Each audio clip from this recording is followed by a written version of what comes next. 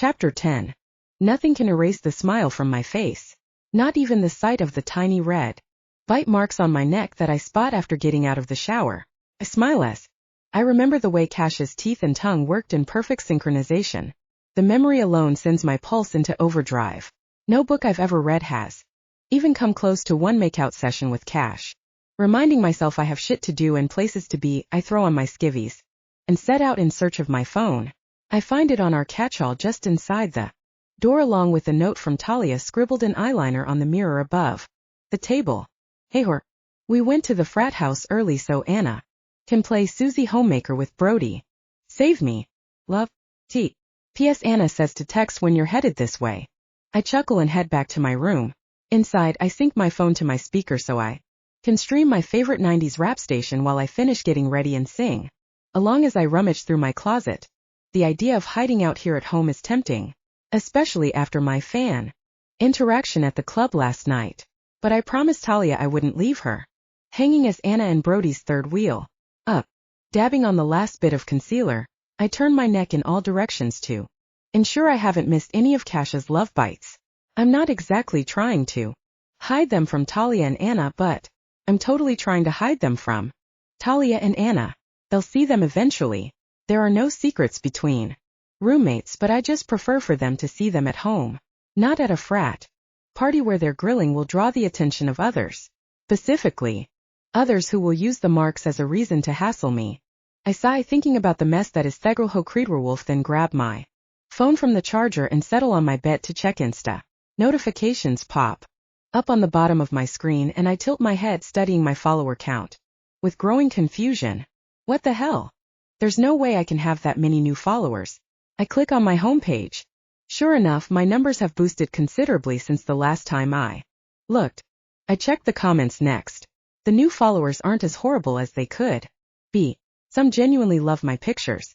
Some are convinced the whole thing is a joke. And unfortunately, some are there to just be hateful. I sigh, tossing my phone on the bed. There's nothing I can do about the haters. Hell, maybe I can even use them, spinning this whole thing into an any press is good press scenario. Failing Professor Higgins' class is not an option. I grab my phone again and scroll through my album until I find the picture I'm looking for, then quickly type out a post. Here's one for the haters. Saxo. Girl Who Cried Werewolf. I add my description to the picture of me wearing an all bite, no bark t-shirt that Talia got me as a joke and hit publish. Suck it, haters. Suddenly, I know exactly what I'm going to wear tonight. The air is chilly when I step out of our apartment building, but my newfound acceptance of my trending hashtag means I'm warm enough in my favorite ripped jeans, thigh-high leather boots, and a fitted tee that reads "Werewolves are my spirit animal." The black leather jacket I threw on at the last minute not only makes me look badass, but it keeps the frigid air mostly at bay. Tugging closed, I head for the bike path that will take me to the frat house so I can be free to drink without worrying about my car. The paved path that winds through the trees is eerily deserted. I know it's only because the vast majority of people are already at one of the parties on Greek Row, but something about the stillness puts me on edge and I walk faster. A light fog has descended, casting the trees around me into vague, shadowy shapes. My neck tingles with a sense of being watched, but even squinting, I can't make out jack shit through the cloudy haze. I step off of the wooded path, breathing a sigh of relief as the perfectly trimmed lawns of Greek Row come into view. Once I'm close enough to hear the music spilling from all of the houses ahead, I relax. The chaotic mix of songs means Greek Row is in full party mode. Hell, I haven't even reached the houses yet, but the thumping beat has me quickening my pace, eager to join in and get the hell away from this creepy forest. A girl's scream splits the night air, and I skid to a stop. My heart races and I whip my head around trying to spot the screamer, but I don't see anyone this far away from the party houses. Male laughter sounds faintly in the distance, and I suck in a sharp breath, shaking my head at my overactive imagination. Probably just some drunk co-eds playing a prank. Get it the hell together. Romy. I turn and continue in the direction of the Delta house, making it another 10 steps before I'm stopped once again, this time by the unforgettable sound of a low menacing growl. Holy shit balls. That's no prank. Not considering everything I've learned recently. Fear slices through me, but I act without thought, chasing after the sound. Instead of sprinting away from it, I run past 2 houses on the edge of Greek Row, my head whipping side to side. As I try to decide which direction to go next, I push my long hair from my eyes and try to quiet my breathing, hoping to hear the growling again. After a couple of seconds I hear something, a quiet whimper coming from between the 2 houses on my left. I run desperate to find whoever's in trouble. I clip a metal trash can, knocking it over with a clang and injuring my hip as I skid around the corner. A flash of gray fur has me running around the back of the house. No, please. Someone help me. The sounds of the girls' pleas drift from the direction of the path I've just left behind. I pat my pockets, cursing as I realize I left my mace at home. Again, I spin, looking around the yard for something I can use to defend myself with. My eyes land on a barbecue grill and the metal chef's fork dangling from the side. I rush over, ripping it from the grill as the girl screams once more. The sound is grating, definitely not a scream of fear like before. This time it's a scream of pain. I dash for the tree line following the sound. The lights from the street don't penetrate this far into the woods, so I slow. Moving carefully, I hold my weapon like a bat as I stalk further into the trees as quietly as I can. I haven't gone far when I find what I'm looking for and I freeze. Up ahead, a girl with beautiful honey hair splayed across her face is lying on the ground, a massive gray wolf standing over her. Her skin looks pale, too pale, and she convulses as the wolf runs its massive tongue over a wound on her shoulder, licking and purring in appreciation. The wolf makes no move to harm her further, but it doesn't matter. The damage is done. Red clouds my vision. The wolf, so intent on its victim, doesn't even hear me as I rush forward, throwing all my weight behind the action and stab it in its flank with my barbecue fork. The wolf yelps, knocking me off my feet as it jumps and twists in an attempt to shake the metal free. My ass hits the ground hard and I feel a throb in my tailbone as I scramble away. My back hits the trunk of a tree with a thud, halting me. As the wolf advances on me, I glance past it at the girl lying on the ground. She's unmoving and my heart breaks. I wasn't fast enough to save her. Tears well in my eyes and I push to my feet. The wolf pulls back its lips, growling at me, teeth bared. I slip sideways, then turn, running back toward the safety of the houses. The wolf follows, but its steps are slow and erratic, thanks to the metal fork still protruding from its ass. The wolf falls behind, but I can still hear it growling as it tries to catch me. I stumble through the trees, then crash into something tall and firm and human. A scream rips from my throat, but a hand covers my mouth, muffling the sound. Before it can draw help, I thrash wildly, striking out with feet and elbows, and even my head. I use everything at my disposal, just like they taught us in that self-defense class freshman year, and I do my best to make Talia proud. A grunt sounds from my captor as my head clips his jaw, and it gives me the boost to double my efforts. Shit, Pepper. It's me. Calm down. I freeze, and his arms loosen as soon as I stop struggling. Cash, I whisper, stepping back to peer up at him through the darkness. My mind reels. How is he here? But I don't ask. Instead, I grab his hand, trying to pull him with me. We have to go. Something. My words are cut off as the gray wolf bursts through the trees and bounds toward us. The world blurs and the air leaves my lungs as I'm shoved to the ground. The sounds of fighting echo behind me as I try to catch my breath. My palms, now scraped from breaking my fall, sting as I push up on them and look around. Whatever I expected, it's not Cash already striding toward me, shifting as he moves. One minute he's a wolf and the next he's very human and very naked. I flush at the sight of him, but he doesn't register my reaction or his nudity. Instead, his expression blazes with some strange mixture of tightly rein fury and genuine concern. I tear my gaze from his perfect body and glance around him to see the gray wolf laying in a heap on the ground. The chest rises and falls in shallow breaths, but its eyes are closed. Before I can get up, Cash is kneeling over me. Worry reflects in his deep blue eyes. Are you okay? Did I hurt you? I groan as I try to sit up, and he slips an arm around my back, helping me to my feet. What the hell did you do to me? I thought that wolf got me. His body tenses at the mention of the other wolf. I would never allow another wolf to hurt you. Right, you're the only one allowed to manhandle me. I snap, brushing the leaves from my clothes and hair. He looks genuinely upset as he steps closer to me. I didn't have time to think. I just pushed you out of his way so you wouldn't get bit. I should have been more careful. I reach up, brushing my fingers across the furrow in his brow. It's okay, Cash. Thank you for saving me. If you weren't here, I don't know what would have happened. I tell him truthfully. I nod at the other wolf. Is he dead? No. Cash's expression tightens, and I can see the wolf's survival was a strategic choice. He came after you, he says, as if that's the only explanation needed for justifying murder. Unlike that night in the alley when we met, he gets zero judgment from me now. In fact, all I can feel for the entire thing is gratitude that Cash showed up when he did. He was pretty pissed, I say, which is a complete downplay of the murderous glint in that asshole's eyes as he'd attempted to chase me down. That wouldn't have anything to do with you stabbing him with a barbecue fork, would it, Pepper? He asks wryly. My spine straightens. I was trying to save her. My shoulders hunch. But I was too late. Cash's fingers tilt my chin up. She's not dead, Pepper. My heart bursts to life in my chest. She's not. Cash shakes his head. Come on, he says, pulling his phone from his shredded clothing and sending a quick text. He grabs my hand and leads me back the way I came, right up to the girl still lying in the leaves, bloody and unresponsive. Very carefully I step up and press my fingers to her throat in search of a pulse.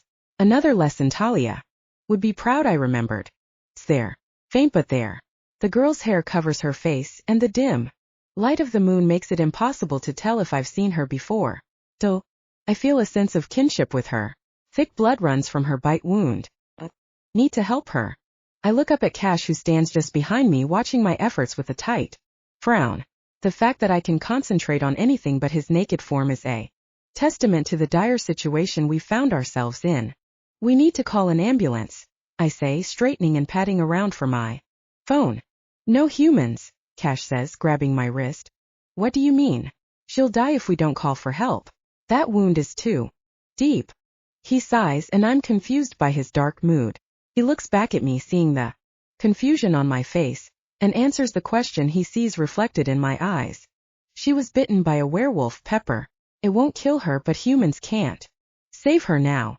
She's not dying, I say slowly, and Cash shakes his head. My face pales as I realize what he's saying. She's not going to die, he says quietly, but she may wish she was, because when she wakes up she'll be a werewolf. Absolutely not, Cash says for the 10th time. She's not coming with us. His anger is a tangible thing, but I ignore him. I absolutely am, tailwhacker, I shout. He growls and I growl back. Around us, half a dozen muscle-bound dudes are hard at work cleaning up the scene. The gray wolf, still unconscious, has already been carried off, and tucked inside a white creeper van, they somehow managed to get back here to the edge of the trees. The girl too. All that's left is covering up any evidence of men turning to beasts. At my words, deep masculine laughter rumbles from the man leaning against the tree. Ah, come on, Cash. Let her come. She's fun, Lynch says, shooting me a wink. He holds up the bloodied chef's fork as if it's proof of his claim. Exactly, I say, waving a hand in his direction. I'm a hell of a good time. Besides, I'm just as invested in this as you are. I stabbed that asshole for fuck's sake. Or did you forget?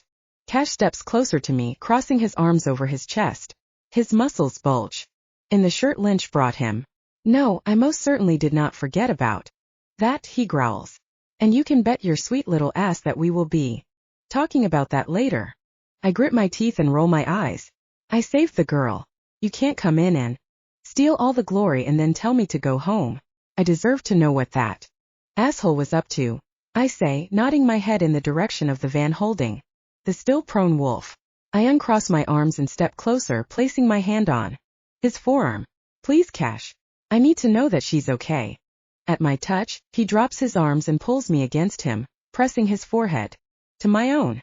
It goes against everything inside of me to let you come.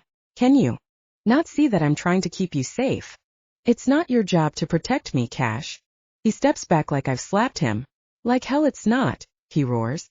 I'm just gonna go make sure the prisoner is secure and check on the girl. While you two work this out, Lynch mutters. Nice to see you again, Red, he calls as he jogs toward the van where the girl and wolf wait with another member of Cash's pack. We ignore him in favor of continuing our staring contest. When it's clear Cash isn't going to back down, I sigh and say the words I've been dreading. Cash, I know you have a mate out there somewhere. His face morphs into a mask of surprise, like that's the last thing he expected me to say. He opens his mouth to interrupt me, but I hold up a hand, needing to get it all out. And I'm sure she'll be lovely and strong, and everything an alpha needs in a mate. I've read enough books to know how this will end. You'll forget all about me when that time comes. You won't be able to help it. But I won't forget meeting you, discovering werewolves are real, helping that girl. Those things are life-altering for me. My life will never be the same even if you push me out now. So stop trying to save me, okay? It's too late. He leans in, not giving me any time to react. His mouth crashes over mine as he pins me against a tree and kisses me. Senseless. His kisses are hard and demanding, and I feel them shudder through me all the way to my soul. A desperate part of me wishes I were strong enough to mark him in an irreversible way like he has me. But even more than the other times, this kiss feels like goodbye. A whimper escapes my mouth and I cling to him. Just as quickly as the kiss started, it's over. Shit, he mutters, raking a hand through his hair. I bend at the waist, my hand still clutching his shirt as I gasp for breath. A squeak escapes me as he lifts me up and throws me over his shoulder. Cash, what the hell? Put me down. His hand strikes my ass once firmly. Heat shoots to my core and I stop struggling. He grunts as my hormones flare to life, but he doesn't stop his slow prowl to the van where Lynch and his other pack members wait. You're coming with me, Pepper, he rumbles, and his voice sounds strained. It seems we have more to talk about than your penchant for danger and your ridiculous choice in weaponry. I prop my elbows on his back and brace my head on my hands to stop the blood from rushing to my brain as I'm carried off into the night. Fucking. Chapter 11. The drive to Cash's Packland is split between the smooth, fast pace of the highway and the equally slow, bumpy gravel roads as we get farther from civilization. Trees block us in on all sides, crowding the narrow road ahead. And I can't remember the last time we passed a streetlight or even another house. Not to sound like a princess, but do you guys have like indoor plumbing out here? I ask, suddenly worried about how smart it was to have insisted on getting into a van full of werewolves. We've already been driving 40 minutes and my nerves stretch tighter with each passing minute. Lynch's laughter echoes around the van before he reaches out to ruffle my hair. Of course we do, Red. We're not complete cavemen. Think you're actually gonna like it. He winks at me before turning his attention back to the dirt trail they call a road. I chew on my thumbnail as I try to remind myself that we have bigger things to worry about than whether or not werewolves have running water or whether it was really a smart idea to let supernatural creatures lure me an hour away from home without notifying anyone. I snort. Okay, so I hadn't so much let them lure me as I insisted they take me, but potatoes tomatoes. I glance back to the girl and her furry attacker who lay unconscious on the seats behind me and the two men guarding them. Ah, home sweet home, Lynch says. I lean forward trying to see anything other than trees and tall grass, but find nothing. I'm just getting ready to call Lynch an asshole for lying when I see something in the distance. I squint trying to make out the faint yellow glow of artificial light growing steadily bigger as we approach. My pulse picks up and I try to calm myself knowing the wolves in the car can hear it. I squeak as a hand brushes my arm and Cash chuckles. It's just me, Pepper. He leans forward, his signature smirk in place. So, this is what it takes to finally scare you. I was beginning to wonder if you had any sense of self-preservation at all. My eyes narrow at his insult. I open my mouth to tell him exactly where he can shove his opinion, but he places his fingers over my mouth and nods his head out the window. Welcome to my home. I whip around in my seat and quickly roll down my window, desperate to see it without the barrier of the glass. Are we sure she's not at least part dog? I hear Lynch mutter with a chuckle. Without turning, I flip him off as I take in the massive house and scenery. Framing it, floodlighting illuminates rows of windows. Jutting out against all of the glass is an awning held up by 3 evenly spaced massive stone pillars. The wooden beams of the interior are visible in the warm glow spilling out from the lamps inside. Large log wings extend off either side of The house and a wooden porch wraps around the entire first floor. Soft, twinkling lights in the trees light the outside of the compound, giving the place a welcoming feel. It's breathtakingly beautiful. Lynch pulls the van to a stop directly in front, then hops out and circles around to lift the unconscious girl from the van. The others team up to carry the wolf and disappear inside. Cash opens my door from the outside, and I hop out, spinning in a slow circle. Before turning back to see if I can help, Lynch turns back so that the girl's hair falls away, and I finally get a clear view of her face. I gasp, causing Lynch to freeze in confusion. "What?" he asks. I rush over, my hand shaking as I reach out to touch her. A single sob bursts from me before I can contain it. Cash is there in an instant, clutching my face between his strong hands. "Romy, what's wrong?" he asks sternly, his intense blue eyes dark with worry, as he tries to find any injuries he may have missed. I shake my head. "I think she knows her." Lynch's voice trails off, and Cash's eyes widen as he understands. "Her name is Danielle," I say, and Cash curses softly. "What will happen to her now?" "Lynch will take her straight to the medical ward," Cash says. "The healer will need to check her out before you can see her again. The first change is always the hardest. I'm not gonna lie to you. She's in for a rough few days." I sag against him. "Come on," he says quietly, taking my arm and leading me into the house. I don't even stop to appreciate the spectacular architecture I was so excited about only minutes ago. Instead, I close my eyes and let the feel of Cash's body soothe me. "Are you too close?" Cash murmurs against my hair. I sigh and look up into his eyes, forcing my own shock to dial back enough to focus. "Not really," I answer truthfully. "She's in Anna and Talia's sorority. I've seen her around quite a bit and we've hung out a few times. She's really sweet. She's going to be a doctor." My voice breaks on the last word and I quickly amend my statement.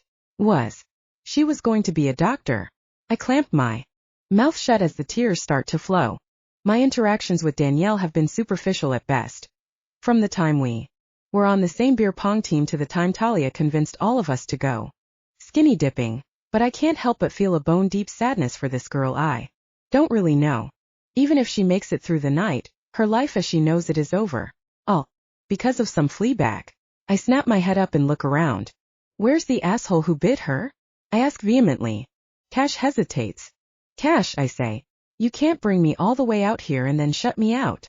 He lets out a long breath of frustration. "I'm not trying to shut you out, you should know what you're about to see isn't going to be pretty." "I'm good with that," I say, hand on my hip. But Cash's brows lift. "Have I changed you so much already that you'll condone the thing that disgusted you the night we first met?" I swallow hard as his words sink in. Killing. He's talking about killing. Maybe even torturing. Am I okay with that? I think about Danielle and what she'd want. What I'd want if I'd just been bitten and begun changing into a furry beast. My whole life forever altered. My future ripped away. "I'm beginning to come around," I say darkly. Cash watches my expression for another moment.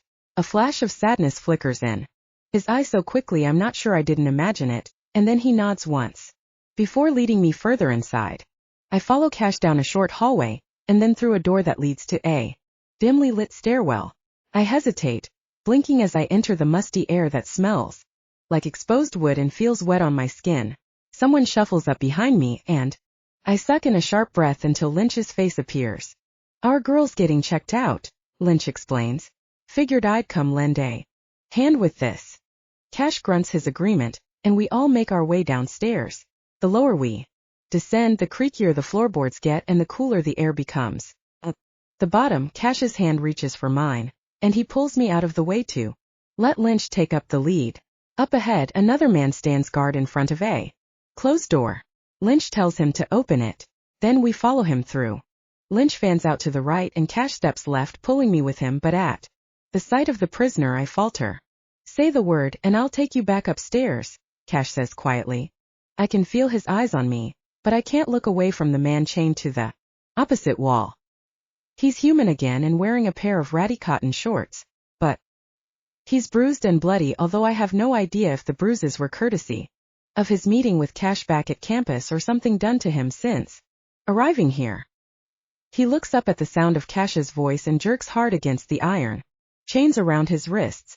They clink together as he pulls against them, and I squeeze Cash's hand as the man snarls viciously. Romy, Cash prompts. Finally I blink and turn to Cash, knowing full well I have to say something. To assure him I'm okay. Do you realize this fulfills pretty much every teen wolf cliché out there?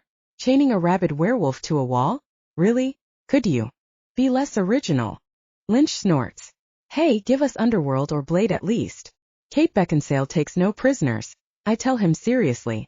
Lynch hoots and I flash a smile before turning back to Cash.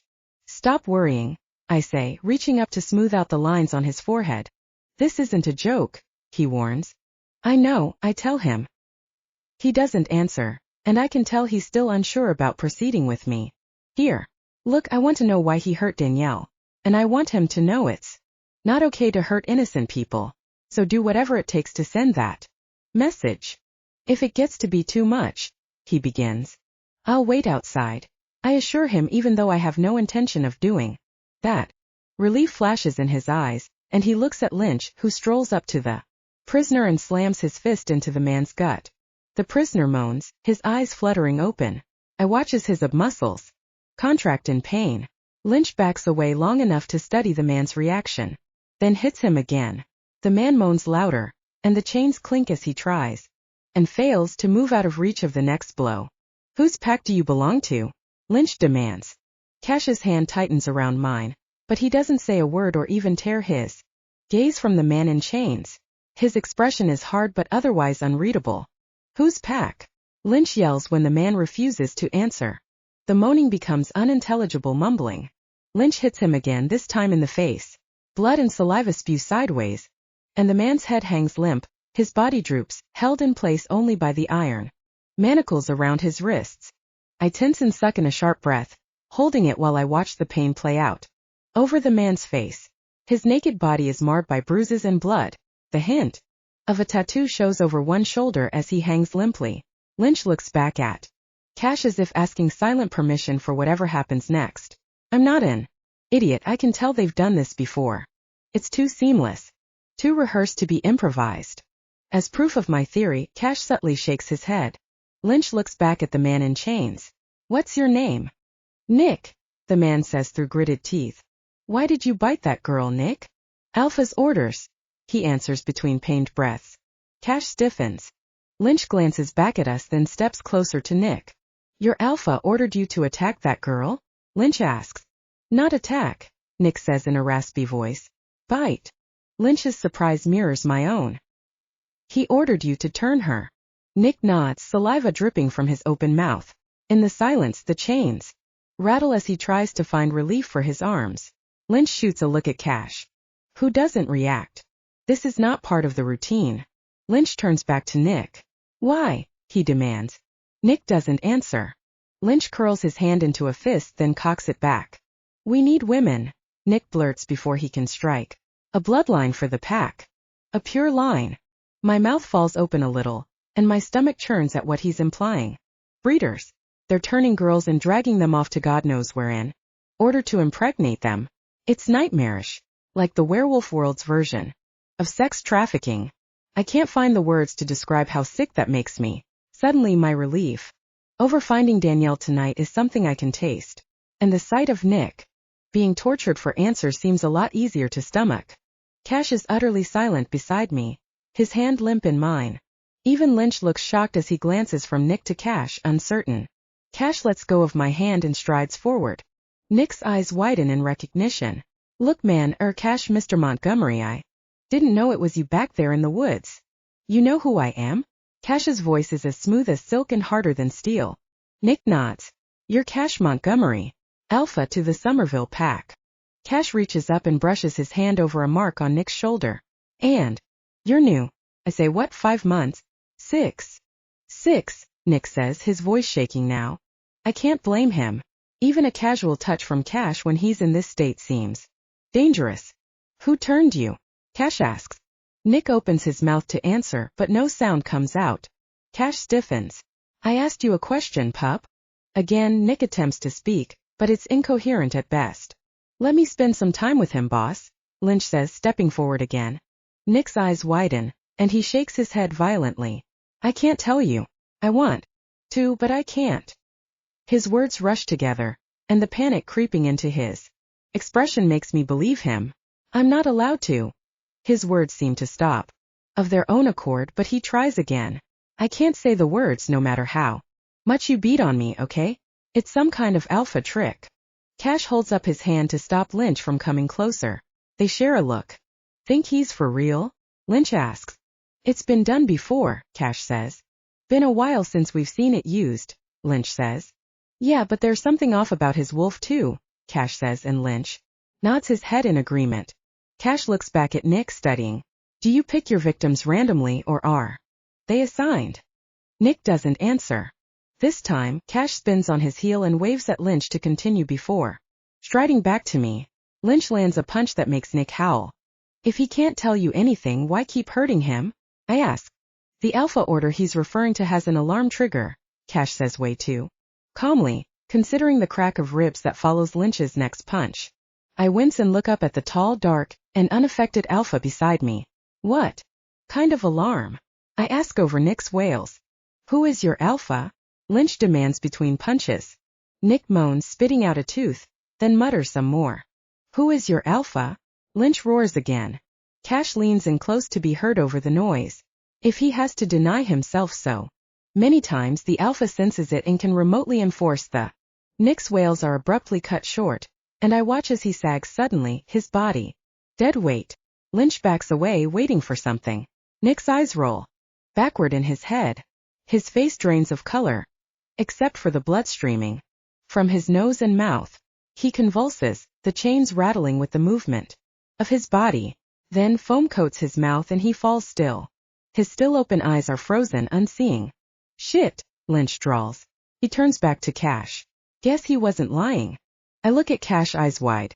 You were testing his story? I demand, knowing what would happen.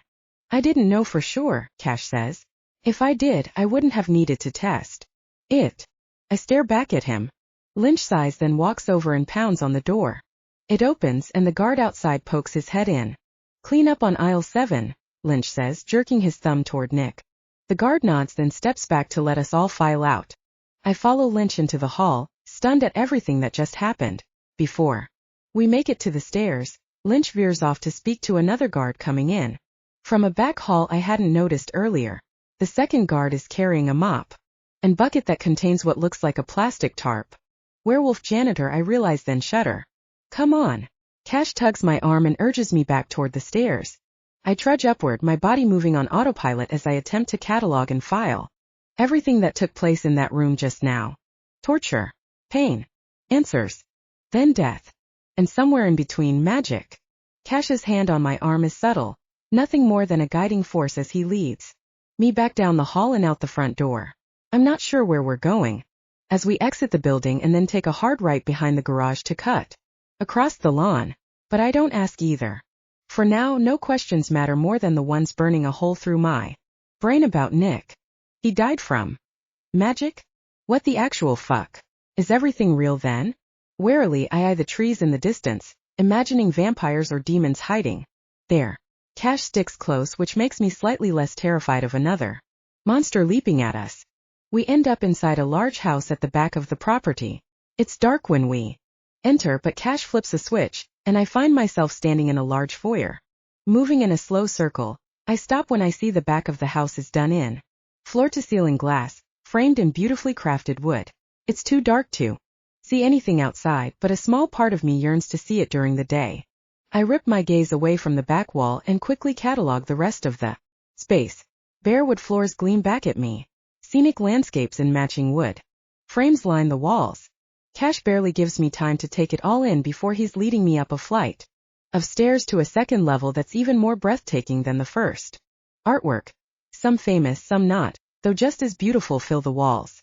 The scent of pine and oak take over my senses, and I want to stop long enough to appreciate the carving of the banister, but it's a little too much for my overworked sense of sanity right now. We end up in a bedroom large enough to fit half my apartment. By the time Cash finds the light switch, I'm shaking and I have no idea why. He turns back to me, frowning as he crosses the carpeted space between us. When he gets too close, I take a step back. His eyes narrow in confusion. He stops where he is and watches me warily. I know that must have been hard for you. He begins. Hard. I snort. Algebra is hard. A morning without coffee is hard. That was scarring as fuck. He scowls. I told you that you wouldn't like it. We needed answers. You pushed him to the point of. I break off, unwilling to say the words. It's too real. You knew what would happen to him, and you did it anyway. If you want to help your friend, this was the only way. I run my hand through my tangled hair. Fine, but you still could have warned me. He frowns. I couldn't have known his alpha had spelled him. I throw up my hands. The fact that you just said the word spelled with a straight face is my entire point. When were you going to tell me magic is real? Magic is real? Ugh. Cash brushes past me and pours a drink from the decanter on the dresser. He hands it over, the amber liquid sloshing up the side. Drink, he says. I take it, glaring. Who the hell keeps a decanter of whiskey in their bedroom? I demand. He shrugs.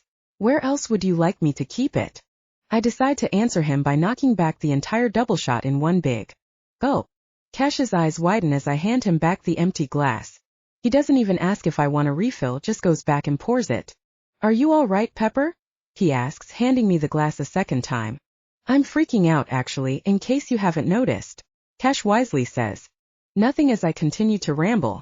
Magic is real. What the hell? I'm that storybook heroine no one likes to read.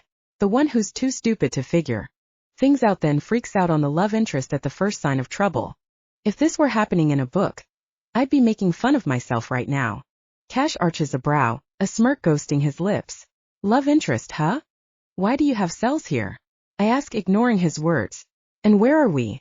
I've seen enough episodes of Bitten to know we were in your pack house earlier, but whose house is this? He sighs, crossing his hands behind his head before answering. It's the most undone I've ever seen him, and that gets my attention. We have cells because, for werewolves, there are rules you must follow on top of all the human ones, and those who break the rules are punished.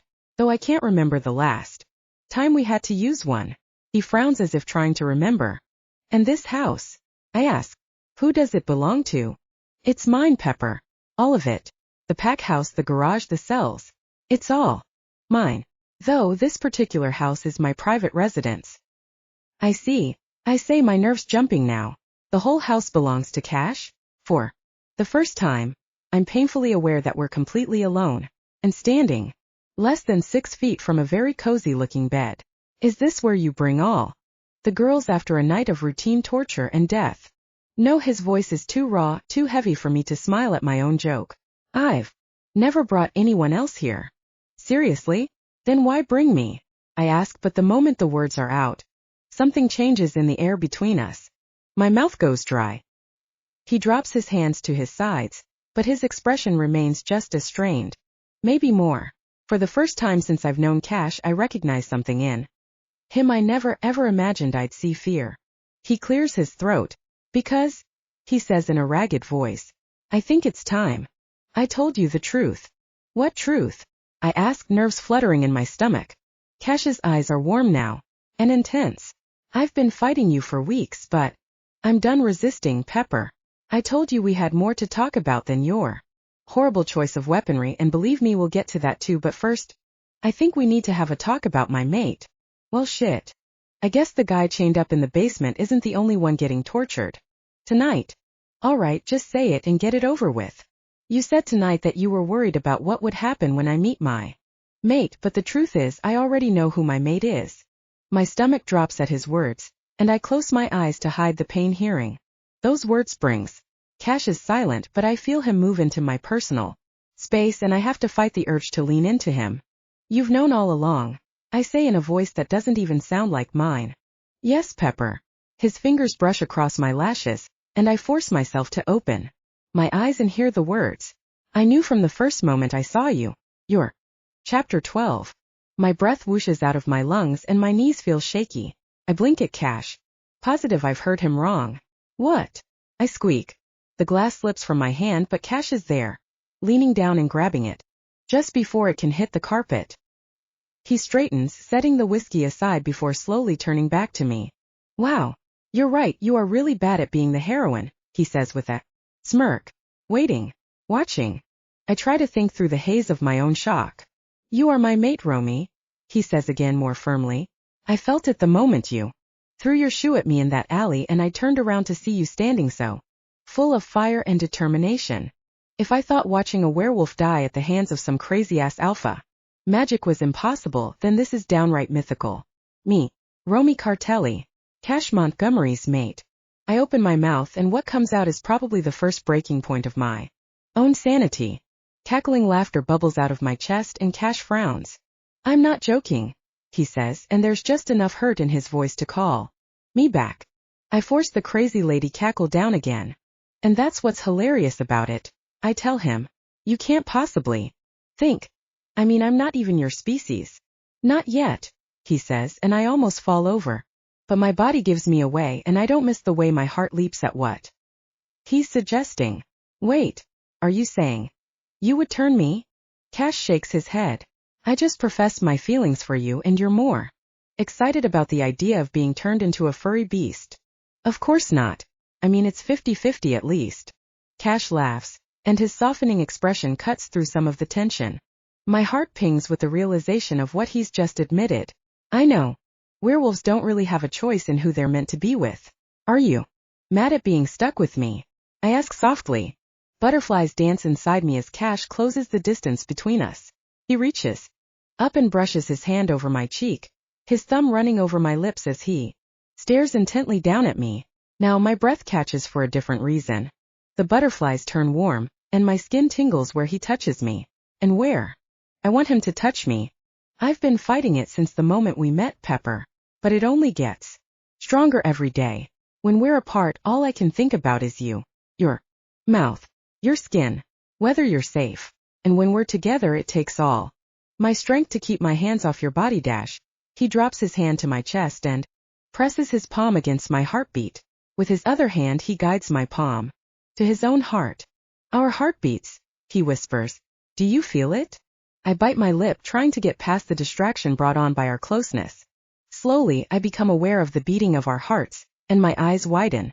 They're the same. The rhythm. It matches, I say. Cash nods. His eyes swim with warmth and an affection I've never seen before. Has it always been there? Underneath the stoic mask he always wears?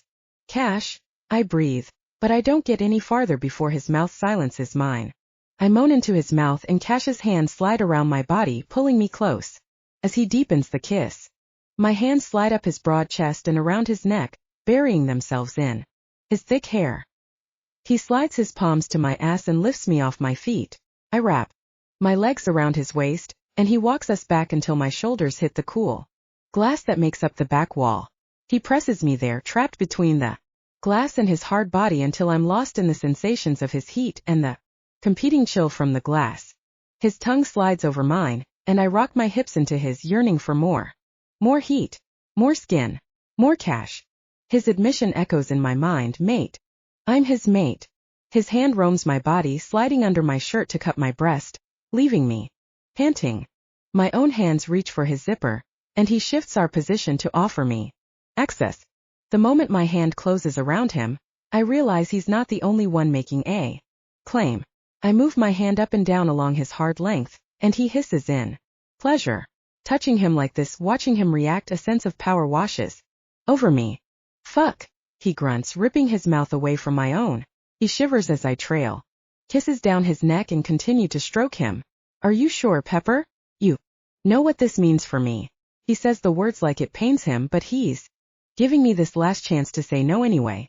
It only makes me want him more. I'm sure, Cash. Cash growls, and before I know what's happening, I'm being carried again. This time Cash lets me go, and I fall onto the mattress. He stands over me with heavy-lidded eyes and steps out of his pants and boxers before ripping his shirt over his head. The sight of his naked body blots out any trace of self-consciousness I might have had. He's gorgeous. Every hard plane and rippled surface of toned flesh is deliciously sexy. I want to lick every inch of him and claim him for my own. Take a picture. It'll last longer. He drawls, and my cheeks heat because naked Cash is something I'd very much like a picture of. Too bad he's the sneaky one with the camera. Before I can formulate a response that does him justice, he reaches for my boots. As sexy as these are, they've got to go. I squeak in surprise as they're practically ripped off my legs, followed quickly by my pants. His mouth is on mine, capturing the sound I make before it can fully leave my lips. Something switches inside of him, and the frenzied kiss slows, searing my lips and branding my soul. Cash's eyes never leave mine as he slides my panties down my legs with torturously slow movements before tossing them onto the floor. He takes his time removing my jacket before pulling my shirt off, and my skin tingles in the wake of his fingertips. He kisses my neck, biting and soothing as he reaches around and unclasps my bra with expert fingers. He pulls back, staring at my now bare breasts with a look of hunger. "Christ, you're beautiful," he growls low in his throat. His eyes close, and he swallows roughly before grabbing my face between both of his enormous hands and kissing me again as he lowers himself over me. His skin on mine is warm and rough, and I wrap my hands around him again, eager to feel more of him. "There isn't an inch on your body I haven't dreamt of touching," he murmurs at my ear, "and I intend to fulfill every one of those fantasies. Prepare yourself, Pepper." Then he captures my mouth with his, and my hips rise to meet the length of him pressing into my center. He breaks the kiss long enough to reposition himself and then slides slowly into me, inch by glorious inch. "How's this?" he asks, a mixture of concern, which makes sense considering the sheer size of him, and teasing. His smirk reaches his eyes as he slides deeper and whispers, "Better than reading about it?" "Oh," I moan, not even trying to fight the wave of pleasure already building inside me. "Much better," I tell him as he pushes all the way into me. I gasp, clinging to him as he begins moving over me. My hands roam over his back and ribs and neck, trying to find some way to hold on against the undoing of my own sense of reality. Cash is a single point of awareness above me, his eyes demanding my attention. His hands are extensions of the pleasures our bodies give each other now. When his fingers find and squeeze my nipple, my back arches and he slams into me, even harder than before. His expression becomes desperate. My own grip on reality slips. All that's left is Cash's body joined with mine and the pressure that builds between us, demanding a release. A cliff. And I'm only seconds away from being tossed off the edge. My nails dig into Cash's back as we move. Pleasure rises like a tidal wave, blotting out everything else. In the moment of my own release, Cash's name rips from my throat, and I'm launched into a freefall. Something clicks into place. Something I've been fighting all these weeks just as much as he has. Cash isn't the only one claiming his chosen. From this moment on, Cash Montgomery is mine. Chapter 13. Morning sunlight streams in through the beautiful glass wall, illuminating plants that look close enough to touch. I blink, smiling lazily as the last dregs of sleep are replaced by a small semblance of reality. Cozy blankets and the world's softest pillow lay underneath my naked body, and another body, just as naked though a lot harder than mine, is pressed against my back. Snuggle against said body, and it responds instantly. A hand slides up and over my bare hip, drawing me closer before cupping my breast. Cash's breath at my ear makes me shiver, but it's his instant erection against my ass that has me tingling in anticipation. "Morning, Pepper," he murmurs, pressing a kiss underneath my ear. I turn my mouth to his, and the memory of our last few hours melds with the feel of him against me now. Reality and awareness recede until I'm once again lost to the pleasure of Cash's magical body. Magic. Shit. Holy Harry Potter. That werewolf actually died from a spell cast by his alpha. The memory of it floods in, blotting out even my own lust. Cash pauses at my stillness, and instead of asking what's wrong, he presses a suddenly very chaste kiss to my cheek, then rolls away. "Where are you going?" I ask as he pulls on a clean pair of boxers. "If we're going to have this conversation, you need coffee," he says, heading for the door. "How do you know what conversation we're going to have?" I ask. He slants a wry look in my direction. "I effectively distracted you last night. I'm not naive enough to think I can do the same thing again today." I scowl but decide not to admit that had he really tried, he probably could have. Were werewolves this chiseled by nature? And if I'm going to concentrate on the answers you want, I need you to put clothes on first. He points at the dresser. "Bottom drawer is all your size," he adds, and then slips out I prop myself on my elbows, staring at the door he just exited with a deepening frown. Tossing back the covers, I hurry to the dresser to examine the clothes he mentioned. Sure enough, everything is perfectly sized and even, styled after what I already own. That's not weird. Grabbing a pair of sweats, I hurry to get dressed. I already know the first question I'm going to ask. Cash returns with coffee for each of us and a tray of muffins that make me even more suspicious than the sweatpants that fit me like I shopped for them myself. It had freaked me out enough that I promptly removed them and instead opted for Cash's discarded tee. His eyes sweep my body appreciatively, but he shakes his head as he sets the tray on the nightstand and hands me a mug. First question, I say even before I take a sip. Cash takes the other mug for himself. Where the hell did you get sweatpants in my size? And if you say another girl left them behind after a one-night stand, I won't need a magic spell to kill you. Cash's eyes widen before he recovers and chuckles. I wondered why you were wearing my shirt. Not that I'm complaining, he says, sliding his hand up my bare thigh and dropping a kiss on my knee before straightening again. I told you, Pepper, you're the only woman I've ever brought here. As for the clothes, I bought them. You bought them, I repeat. He shrugs. Is that hard to believe? It's. I try to picture Cash Montgomery shopping for female sweats. Why? His amusement vanishes. I hoped you'd come here. That someday I would get to introduce you to my mother and my pack. His declaration takes me off guard. My heart breaks knowing that I will never get to meet the man and woman who created this amazing man. It's a pain that mirrors my own loss. I don't know what to say, so I take a long sip of my coffee, trying to get my bearings. I wish I could have met your parents as well, I manage to whisper. Almost. As much as I wish you could have met mine. Cash's brows furrow in confusion. Then understanding lights his eyes and sadness sweeps across his expression. He sits, pulling me into his arms. His strength surrounds me, and for the first time I don't fall apart at the memory of my parents. I'm more sorry than you'll ever know that I won't get to thank your parents for giving me you, but I think we've had some kind of miscommunication. I pull away from him, confused. What do you mean? He reaches out, his thumb trailing over my cheek before he tangles his fingers in my hair. You seem to be under the impression that you won't be meeting my mother, but I can assure you there's nothing I want more. I jerk, startled. Your mother isn't dead, I ask incredulously. Cash jerks like I've slapped him. What? No. Why did you think my mother was dead? He creeps into my cheeks at my gaffe. Oh my God. I'm so sorry, Cash. That was so rude of me to just blurt out.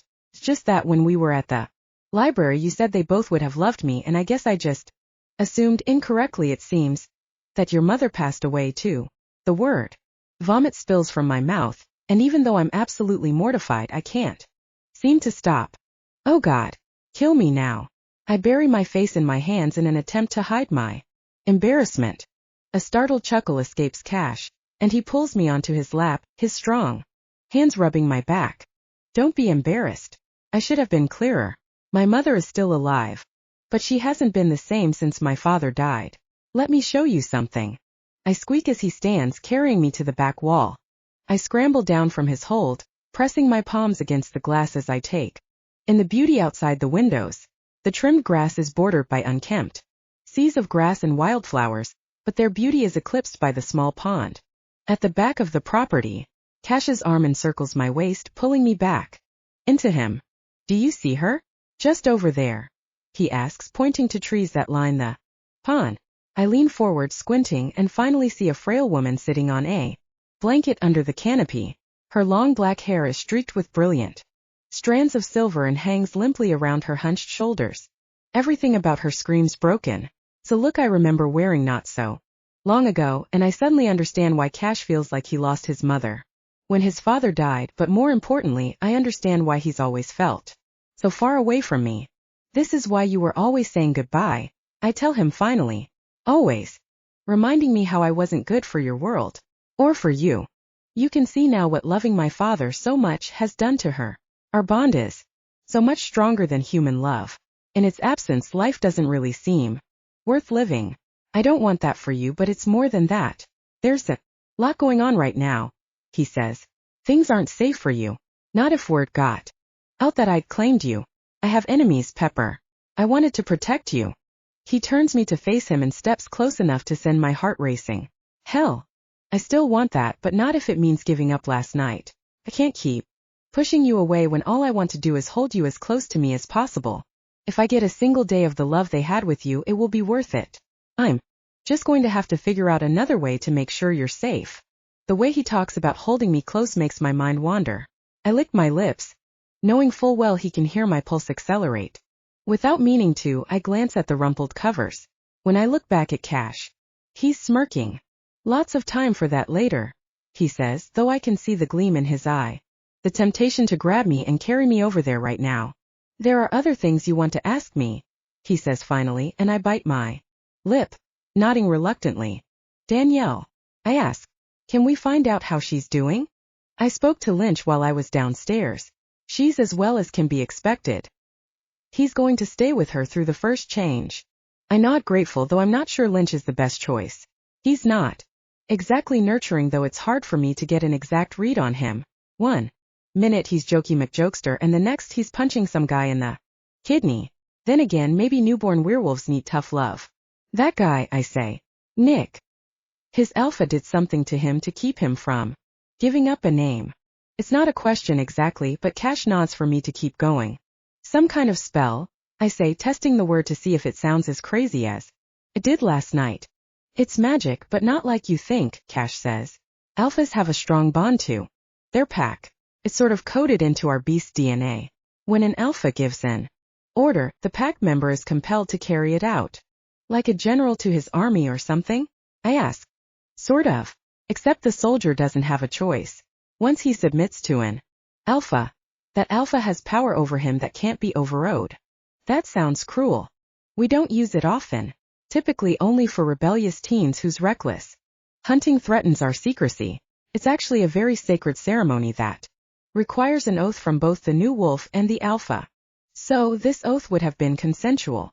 Once they both make their vows, the alpha's blood is spilled to seal the order. After that, it's unbreakable, and if an order is disobeyed more than 3 times, the alpha can trigger whatever consequence was chosen at the time the ritual was performed. And does the consequence always involve sudden death? For my pack, it's never a consequence. His voice takes on an edge. Thank you for telling me.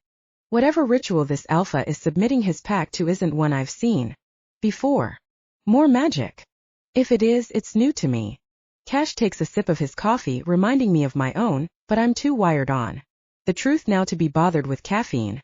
The other girls that have gone missing from campus, I say, voicing the only concern that's weighing on me enough to make morning sex with Cash a secondary choice. Do you think Nick's pack took them too? I do. The rage that spears through me surprises me. We have to get them back, I say with way more confidence than my ability to help even warrants. Lynch and I plan to meet later to discuss it, Cash says, and his tone makes it clear he doesn't intend to let me help. I frown as I realize how little I could contribute even if he did let me come. Turn me, I say without a trace of hesitation. Bite me. Make me like you. Can help them. I can fight with you guys. Abso-fucking-lutely not.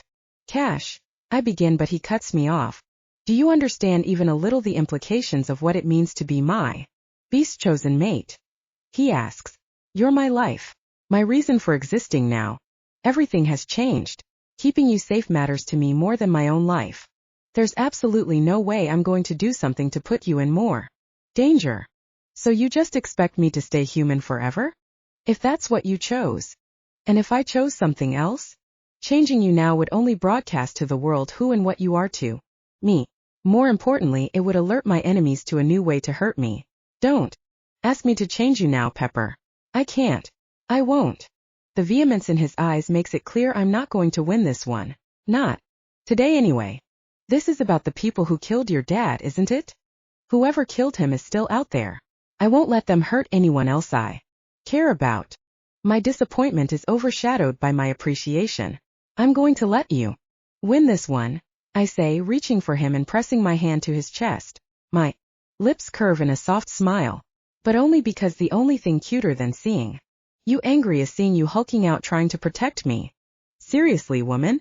I'm a damn alpha werewolf, not a puppy. My rage isn't cute, he growls. Sure it isn't. Cash opens his mouth in protest, but I cut him off. I'll make you a deal. We'll figure out who killed your dad and find the missing girls, but after that your ass is biting me. Because I want you to. No, I'm going to make an awesome werewolf. Cash's lips twitch. Is that right? Hell yeah it is. I'm going to be like Bella when she gets turned. Cool as a cucumber and adaptable as fuck. Like I was born to be a wolf. I mean, I already love bacon and steak.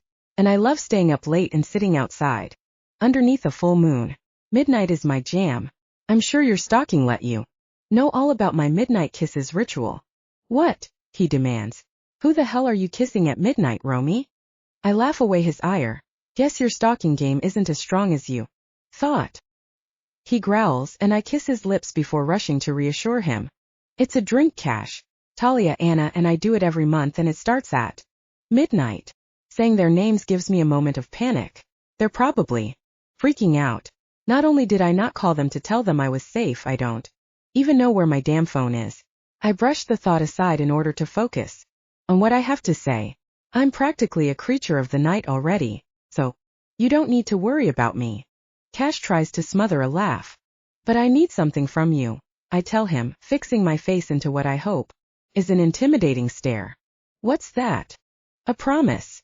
I rise onto my toes and press a kiss to his throat before scraping my teeth down his skin in a quick nip. Don't even think about sniffing around anywhere else. I've already claimed your ass too. Chapter 14. I bite my lip and glance out the window nervously as we get closer to campus. We didn't find my phone in the van, and I can only assume that means I lost it somewhere in the woods last night. I sigh. Heavy thoughts over there, gorgeous. Cash says from beside me. He's driving. This time. And we're alone. Just the way I like it. I smile over at him. I was just thinking of how I'm going to have to replace my phone. Again. I frown. Losing my phone every time I see a werewolf is getting to be an expensive hobby. I quirk my brow at his embarrassed expression, and he sighs, reaching in front of me and pulls my old phone from the glove box. Here, he says, handing me my bright red mobile, the one I lost to him that first night we met. You can have them turn this one back on, right? Wow. Yeah, I say, leaning over to kiss his cheek. I don't know why you kept my phone all this time, but I can't deny it's handy. He shoots me a wry look. Let's just say I had a feeling you'd need it at some point. I scowl but can't argue with him. He's right. I do need it. I can't afford to replace another phone so soon after the first. Just do me a favor, he says, turning his eyes back to the road. What's that? I ask, surprised to find my phone not only powers on but has a nearly full battery. Text me the pictures I took, he says with a smirk. I laugh and open my gallery, surprised to see not only the pictures of me from outside hallowed grounds and in my cupkini, but also one of me fast asleep in Cash's bed. My pulse races as thoughts of last night come rushing back, but I quickly brush them aside. Sure, perv. My laughter dies as we pull into the parking lot and I witness the crowd assembled in front of my building. Panic rises within me and I scramble to unbuckle my seatbelt. My hands fumble with the lock, but Cash brushes my hands aside. He unbuckles me and pulls me from the car, holding my hand in silent comfort as we start toward my building. The crowd presses in around the entrance, but as we work our way through, I finally spot the squad cars parked close and campus police standing in the center of it all. My heart rate speeds up as I start to worry that something has happened to Talia or Anna. Cash's thumb rubs soothing circles across the back of my hand, but it does little to settle me as I pick up my pace. My eyes scan the crowd, snagging on the bright pink mop of Talia's hair. Breathe a sigh of relief when I see her dragging Anna behind her. They march up the steps of our building and turn to face the crowd. My relief is short-lived, cut off by the sound of Talia's voice through a megaphone. Listen up, everyone. This is Romy, she shouts. My stomach jumps at the sound of my name, and Cash tenses under my fingertips. Anna is holding up a picture of the three of us at the beach last summer, tears streaming down her delicate cheeks as she points me out in the photo. Brody pulls her under his arm as Talia continues. She was supposed to meet us at the Delta Kappa mixer last night. She texted us to let us know she was on her way, but she never showed. Nobody has heard from her since. With Danielle also missing, we're calling any able bodies to help us search. Her voice drones on, but it sounds fuzzy to my ears as my brain struggles to understand what she's saying. What the hell, Tal? I call out before I can stop myself. I'm right here. Talia falls silent mid-sentence, her eyes scanning and then landing on me. Beside her, Anna spots me and lets out a small cry. Cash's hand on my waist tightens, but even his werewolf strength isn't enough to hold off my two besties. They surge off the steps and into the crowd, pushing to clear a path. Cash says something, but his voice is drowned out by the noise of the crowd. Shouts sound as people step aside for my friends, then push in behind them to watch the drama unfold. Cash's hand is suddenly gone, and I look over only to be tackled by Talia and Anna. My shoulders hit the pavement, and I grunt underneath the sudden weight of two tackle hugs. Ouch! Shit! I try to push them off of me, but Talia's grip on my neck is almost painful. Talia, I choke out. You're strangling me, bitch. I feel Anna's grip loosen from around my waist first.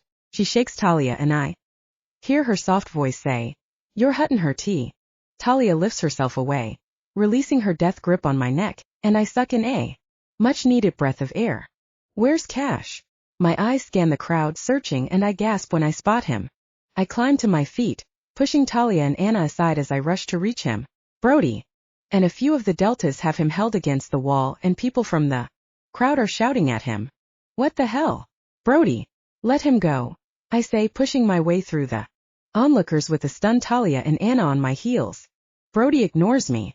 When I reach him, I shove him in the stomach, trying to move him away from Cash, but Brody merely flicks me away like I'm nothing more than an annoying bug. Cash, quiet until now, growls low in his throat.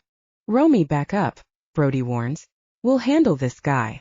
His friend reaches out, grabbing me by the arm, and I kick him squarely in the shin as hard as I can. Touch me again, and the next kick will be squarely in your undersized balls. You dick! I shout, glaring daggers at him. Cash chuckles and my eyes snap to him. His arms are crossed firmly over his chest, and the man who held his other arm now bends at the waist, clutching his bleeding nose. Brody finally backs off, scowling at me. I run to Cash and he scoops me up, planting a kiss on my nose. You're a hellion. You know that, right? I roll my eyes. I was trying to help you. So, I think what you meant to say was, thank you for saving me like the damsel I am. He smiles, but it's more a flash of teeth than anything else. A reminder of the alpha he really is. Heat shoots through me and my nipples pebble at the friction caused by our bodies. Cash's eyes shoot to my own and his nostrils flare. He kisses me hard, murmuring against my mouth. No one else touches you.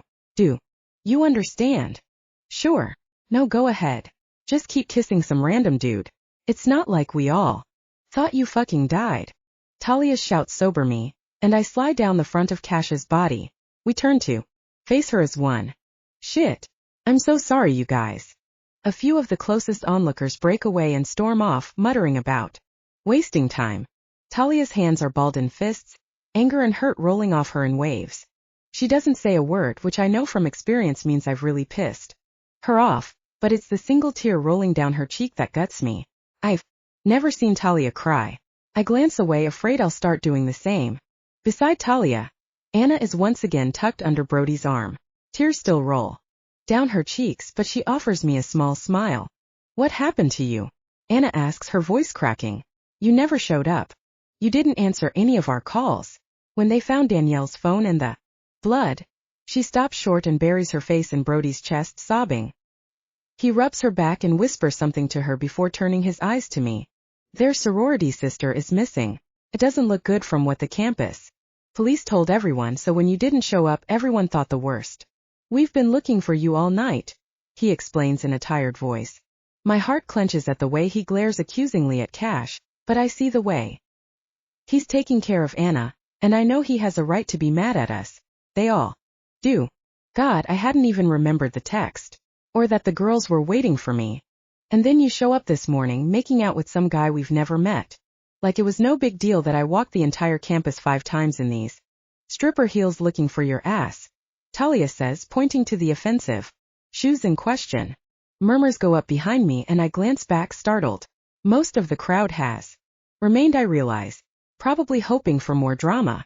Someone has their phone out and is clearly recording or taking photos. Beside me I can feel the tension rolling off Cash, and I know he's already aware of our audience. I have to take this circus inside away from prying eyes. I clear my throat, speaking loud enough for everyone to hear me.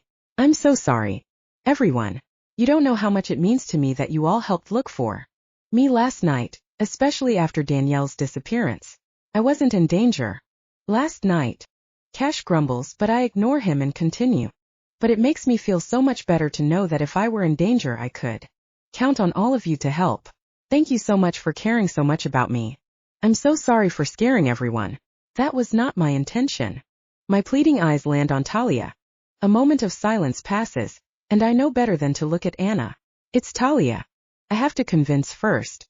Her face is still angry, but she steps forward and embraces me before whispering in my ear.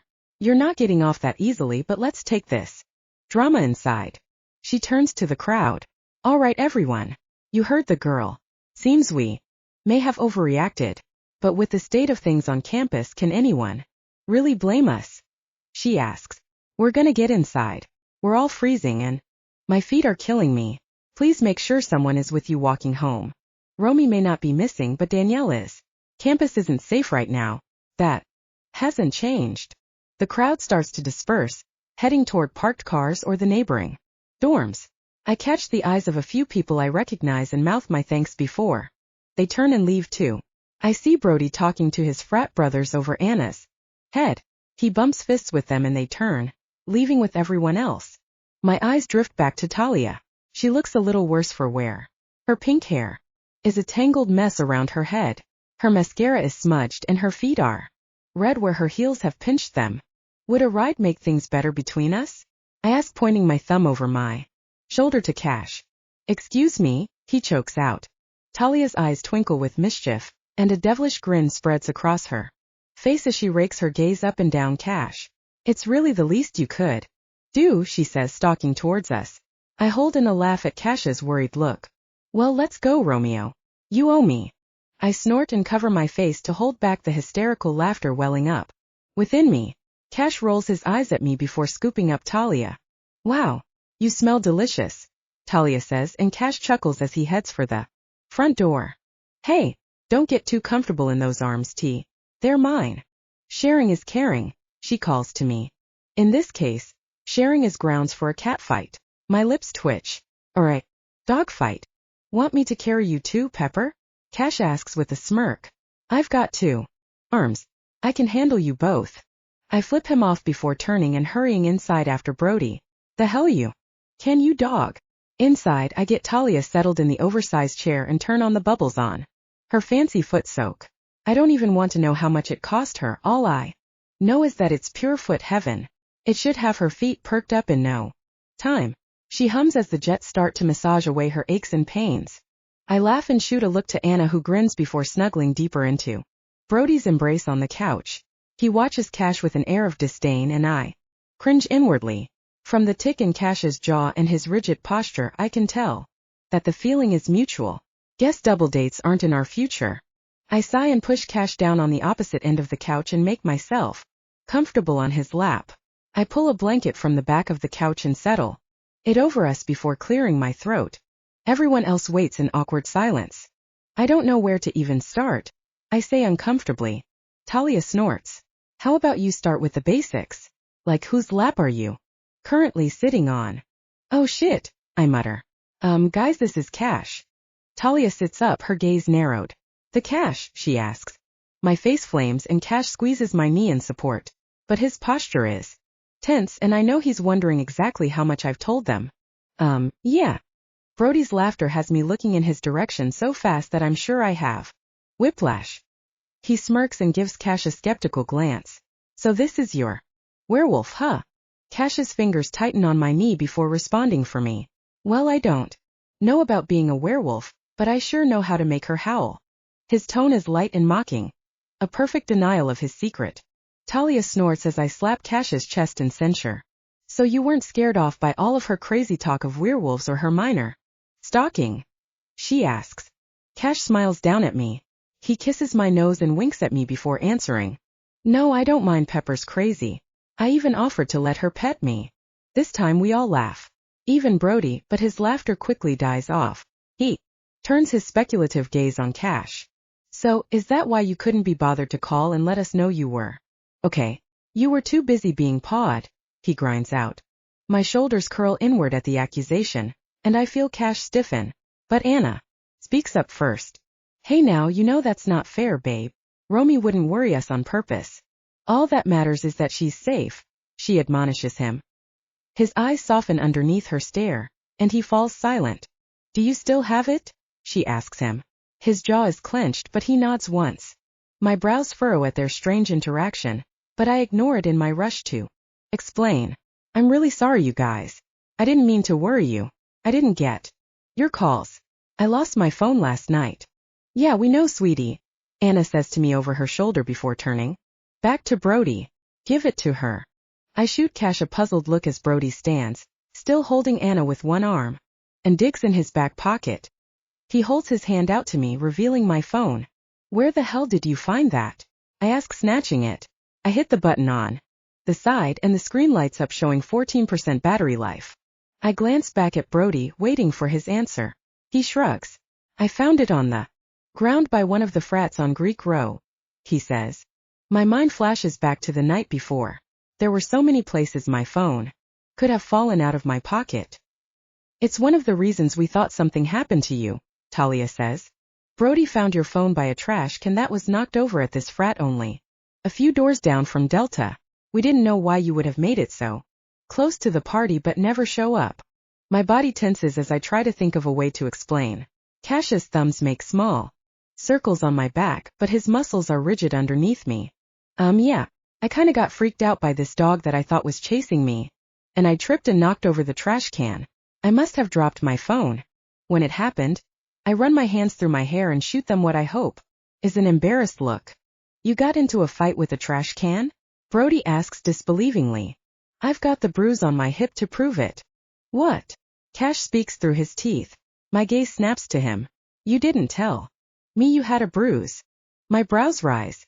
We were kinda preoccupied with other things, I say, and my cheeks flush as I remember our night together. He smirks and kisses me below my ear.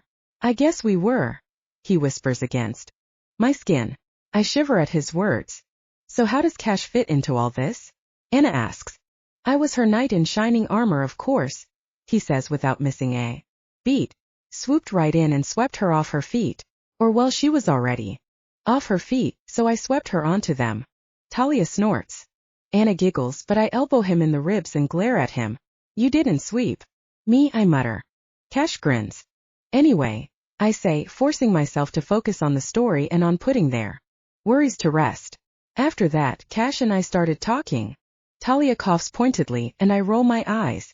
And other things, I add before going on. And I didn't realize I'd lost my phone until we were off campus and far beyond any reception anyway. Where the hell did you go? Talia demands. Cash's house is outside of town, I tell her. Oh. Her brows lift in some kind of silent understanding. You spent the night there, Anna says with a smile, also catching on. So you guys are together. Talia finishes. I hesitate, unsure what the hell to say to that. Cash had called me his mate, which feels beyond even the term girlfriend, but I can't tell them any of that. Romy and I are together, Cash says, and both girls smile satisfied. Their happiness leaves a hollowness in my chest, and I smile back, but it's strained. Brody, however, looks less friendly than before. I don't like it, he says. You don't like what? I ask, and Cash's hand drops onto my thigh as if he's ready to hold me down if needed. I force myself to relax. This guy took you to some remote location with no cell reception for an entire night. No one knew where you were or how to reach you. Anything could have happened. His glare zeroes in on Cash. You didn't even bother to call or stop by the party to let us know your plans had changed, so we spent all night wandering around in the freezing cold looking for you. He doesn't exactly seem like a good influence. Excuse me? I blink. Anna lays a hand on Brody's arm. Babe, I don't think what they did was dangerous, Brody declares. And I'm not letting him put Romy or any of you in any more danger. I wasn't in danger, I insist. But Brody ignores me. Did you forget that someone took Danielle last night? You were in danger and so was my girlfriend and your roommate when they spent the night wandering around campus looking for you, he tells Cash, earning a snort and a curse from Talia now. I think you're blowing this a little out of proportion, she drawls. But Brody is oblivious to her or even me as he adds, I've been looking out for these girls. If you want one of them, you go through me. I roll my eyes. Okay, this is ridiculous. Brody, you're not in charge of. Shut up, Romy, Brody snaps. Anna, I'm gonna need you to reel in your boy toys crazy right now, Talia warns. Cash sits up, moving me aside so that he can face Brody without obstruction. Go still, unsure whether to tell Brody to run and hide or let Cash and Talia pound him into 10,000 pieces. Romy is never any safer than when she's with me, Cash says in a voice that is deceptively soft. He scoots to the edge of the couch so that he and Brody are only a foot apart now. I tell you this to assure you how unnecessary this conversation is, because her safety is none of your business. If you try to insert yourself between us again, make any more demands on her behalf, or speak to her the way you just did, the only one who will need protection here is you. Silence falls and I watch as Talia leans forward, eyes blazing. What he said, she adds. Despite the fact that she's ankle-deep in bubbly water, she looks lethal. Anna has gone pale and wide-eyed as she waits for Brody to respond. Brody only glares back at Cash, eyes locked in some sort of stare down that only furthers Brody's idiocy. Anna, I say sweetly, why don't you take Brody to get some air? Anna jumps up, nodding quickly and looking relieved to have a task. Babe. She reaches for Brody's arm. He jumps so hard at her touch that Anna flinches and backs away. Brody blinks, tearing his gaze from Cash when he realizes what he's done. He pushes to his feet and goes to her, offering a quiet apology. We all listen as Anna and Brody talk quietly. Finally she talks him into taking her to breakfast, and they make their way toward the door. They pause, and Brody helps Anna into her coat. His gaze meets mine briefly before he attempts to speak. Anna reaches up, patting his cheek, and I shoot her an apologetic smile before they slip out. When they're gone, Talia shakes her head. That asshole has got to go, she announces. No argument here, I agree.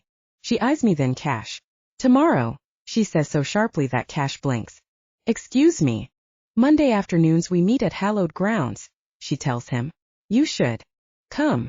Talia smiles, but it reminds me a little of Cash's feral snarls. Cash eyes her warily. I'll be there. Good. She rises. Just because Brody's a douchebag doesn't mean he isn't. Also a little bit right. I don't trust you yet, and it's up to you to fix that. She stalks off before either of us can reply, calling back. I'm showering. Then sleeping, so please keep the screams to a minimum. Then she disappears, leaving us alone. I look over at Cash awkwardly. She's fierce, he finishes for me, looking thoughtful. You sound like you appreciate it, I say, confused. It's good to know I'm not the only protector in your corner, Pepper. He reaches for me and pulls me onto his lap. I sigh, but the tension in me doesn't drain away at the feel of him against me. If anything, being held by Cash in my apartment living room only serves to remind me of this morning's drama. Pepper. I bite my lip. Can we talk? I whisper. In private. He lifts me off his lap and sets me on my feet. Lead the way. I slip my hand into his and we make our way back to my bedroom. This is a first, he says, following me inside. What? I ask, shutting the door and turning to face him. Using the door, he says, and I realize he's right, but my answering smile is too tense. At my response, Cash's brows furrow, and he steps close to wrap an arm around my waist. Are you all right? He asks, pressing a kiss to my temple. I'm drained, I admit. Lying to them is harder than I thought. It gets easier, he says, stepping back, and I frown. What are you thinking? That this is a reality I hadn't really considered, I admit. A double life. One with you where I get to know everything and say everything, and one with them where I keep secrets and cover for you. I sigh. His eyes flash with pain and he hesitates before saying, You don't have to do it, you know. You could change your mind. My gaze whips to his, searching. Do you want me to change my mind? His hand strokes my cheek and he leans in. Not even a little bit. My shoulders sag in relief. Good. Neither do I. He smiles. I smile back. Both of them strained. I want to tell them about Danielle, I say. He nods. I know, but you're keeping them safe. And her too. She's not ready for the world yet. When she is, we'll help her return. His voice is gentle. And his words, I know they're true. But I hate the pit in my stomach where the guilt is eating at me already. Can I visit her? I ask, biting my lip. Soon, he promises. Then, his closeness becomes something else. Desire rather than comfort. His mouth trails lightly down my cheek to my jawline. I breathe him in and turn to meet his mouth with my own. Cash answers immediately with a kiss that melts through any lingering stress I might have had. In an instant, my mind is deliciously refocused on nothing but the hot as hell werewolf kissing me. My pulse speeds and warmth begins to travel low, past my belly until my thighs ache. Cash's hands roam over my hips, under my shirt, and up my stomach until he's cupping my bare breasts. I whimper with the need to be even closer to him. Shit. Why aren't you wearing a bra? He moans low in his throat like the feel of my bare breasts is torturing him, and I smile against his lips. This is my reward for leading a double life. It's worth it. He growls, lifting me and trapping me against my bedroom door. My legs wrap around his waist, and my hands curl into his hair as I kiss him with everything I have. Our tongues dance until my head swims and I bite his lower lip. Fuck, he says, ripping his mouth away from mine. I suck in a deep breath, panting as I try to catch my breath. I tend to forget about trivial things, like breathing when Cash's lips are on mine. He slides me down his body until my feet are once again firmly on the floor, and I shiver at the feel of his hard length pressed against my stomach. My fingers itch to trace the length of him. Don't even think about it, Cash groans, stepping back and trapping my arms against my sides before dropping his forehead to my own. I wasn't going to do anything, I lie. His chuckle reverberates through my own body, making me tingle with warmth. He takes a deep breath and groans again before stepping back. You smell amazing. When you're turned on, he whispers roughly. I grin at the hunger I hear in his voice, but he only shakes his head. I recognize that look in your eye, he says. What look? I ask, feigning innocence. He picks me up and carries me to my bed, like I'm an ice cream cone on a hot summer day and you can't wait to take a lick, he says softly before tossing me on my bed. I squeal as he pounces on top of me and kisses me. You know, if you're not careful, I'm gonna start to wonder if you only want me for my body, he says, rubbing said body against me. Secrets out, I say. His nose trails down the side of my neck, breathing in my scent before placing a kiss where my pulse races. I whimper and he smirks before kissing my nose and climbing out of bed. He reaches for my hand. As much as I would love to let you have your way with me, woman, I've got to get back to my pack, he says, pulling me from my bed. Walk me to your door, he asks, giving me his best puppy eyes. I groan at the effort it takes to keep from leaping on him and drag him from my room. What are you doing tomorrow? He asks as we shuffle down the hallway. Ugh, I have classes all day until our coffee date. Why? I glance up at his profile, studying his strong nose and chiseled jaw. He turns to me once we reach the door. I can hear Talia banging around in the kitchen and I grimace. Not sleeping after all. But Anna is gonna be pissed if she messes with her organization again. Cash cups my face, drawing my attention back to him. I have errands to run, he says, running the pad of his thumb over my bottom lip. I bite it and his eyes darken. But I'll be there for coffee. And after that, you're coming home with me. I want you where I can keep an eye on you. I like the sound of that. I run my tongue across my teeth and smirk. You're going to be trouble. I can already tell, he grinds out, making me laugh. My laughter turns to a gasp as he hoists me up, pinning me to the front door. If I'm not going to get you alone until tomorrow night, I better leave you something to remember me by. I wouldn't want you to have to fall back on one of your book boyfriends. His lips crash against my own, and my body reacts of its own accord. My legs tighten around him, dragging him closer to me, and my hands tug at his soft strands of hair. He growls, taking control of my senses. My mind spins at the sensation of his rough hands on my waist and his wet tongue against my neck. The sting of his teeth as he nips my flesh sends me over the edge. I'm a panting mess when the blinding white flash pulls my attention back to Cash. He smirks before wagging his brows. This one is practically indecent, Pepper. he says, showing me the picture. He's just taken of us with my bright red phone. The same phone I hadn't realized isn't still in my pocket. Oh well. At this rate, it's probably smart to have a backup. Besides, I kinda like Cash having pictures of me. In the photo, my hair is a tangled mess, lips swollen, cheeks flushed with desire. I smirk, disentangling myself from Cash and ripping open the front door. You can keep that one for your spank bank. His laughter rumbles as I shove him out the door and into the hallway. See you tomorrow, Pepper. Dream of me. His deep voice drifts back before the sound of his footsteps die away. When he's gone, I lean my forehead against the door, taking deep gulps of air. Damn girl. You've got it bad. I jump, spinning around at the sound of Talia's voice. Son of a bitch, I breathe. Don't sneak up on me. You almost gave me a heart attack. She laughs. Easy killer. You're the one being groped in the living room for all to see. I was just enjoying the show. I flip her off and stalk towards the couch. Well, there's nothing to see anymore, you perv. I'm just gonna check my Insta and get my reading done before class tomorrow. Talia ignores me, following me and plopping down on the other end of the couch. Mind if I join you? She sets a plate on the table, snags a grape from it and pops it into her mouth. I glance at the fruit. That depends, I say, powering up my laptop. Are you going to share? Sure. Talia laughs and pushes her plate closer to me. How are things going? On Instagram? Still being harassed. I frown as I take in my latest numbers. They're still inching back up, but now my comments are flooded with even more degrading jabs about my sanity. Sigh, turning my screen around for Talia to see.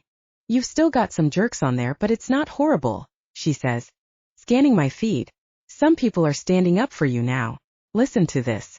1. Bibliobabe says you guys are disgusting. I heard she was missing last night. It wouldn't surprise me to find out one of you idiots were behind it. I mean, it sucks they're talking about last night already, but at least you still have supporters. Read her replies. Talia's brow furrows as she looks back at the screen and reads the first reply. Aloud. She'll probably show up claiming she was abducted by werewolves and is now carrying a half-werewolf baby. Hashtag I smell a publicity stunt. Hashtag rotten Romy. Talia growls. That guy clearly suffers from tiny penis syndrome. I snort. There are a million more messages just like it. I sigh and close my laptop, setting it back on the coffee table next to the plate of snacks. Well, what the hell are you going to do? I mean, those dicks are messing with your graduation. She snatches a piece of cheese from the plate and looks back at me with brows raised in a don't take this shit lying down kind of way. I grab my own piece of cheese and nibble it. I'm not sure yet, I say honestly. What does Cash think about your claims? She asks, and there's something in her expression, a gleam that wasn't there before. Like she knows more than she's saying. He finds it amusing, I say carefully. But not something you can keep up if you're going to actually build a relationship with this guy, right? Right, I agree softly. Talia studies me, twirling a grape between two fingers. You really like him? Yeah, I do. You can't exploit him then. She shrugs as if that alone cuts through all the confusion. And it does. She's right. I can't keep making these claims about Cash to the public. Not if I'm going to be with him. But I also can't afford to recant my story. It would undo what little progress I'd made toward fulfilling my project requirements. For Higgins. Talia stands, stretching before patting me on my shoulder. If you need my help to make the bitches pay, just say the word. I smile up at her in thanks. And she winks. I'm gonna head to my room and get my own reading done. I'm glad you're safe. Sorry for freaking out and causing you more problems, but next time call a whore when you sneak off with some sexy man candy. I roll my eyes and flip her off. Love you too, she calls over her shoulder. Love you, I call after her with a laugh. I pull the blanket from the back of the couch and begin to plot. Professor Higgins said we needed to increase our following and give a presentation on how we accomplished it. I thought exposing werewolves was going to be my ticket to glory, but it's more likely to be my downfall. The trolls of the internet have come out in full force, and I can't even put them in their place anymore. Cash ensured I'd keep the secret of werewolves' existence the moment he uttered the word mate.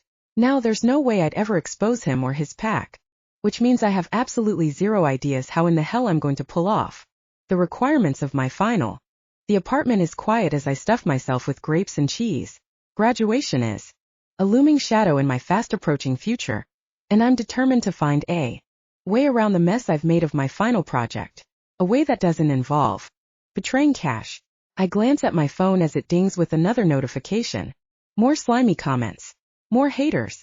I sigh but then freeze at a new thought. My lips curl into an evil grin as a plan formulates in my mind. A way to salvage all the progress and momentum I've already created on my channels. They say there's no such thing as bad publicity, and I'm about to put that theory to the test. I just hope it doesn't all blow up in my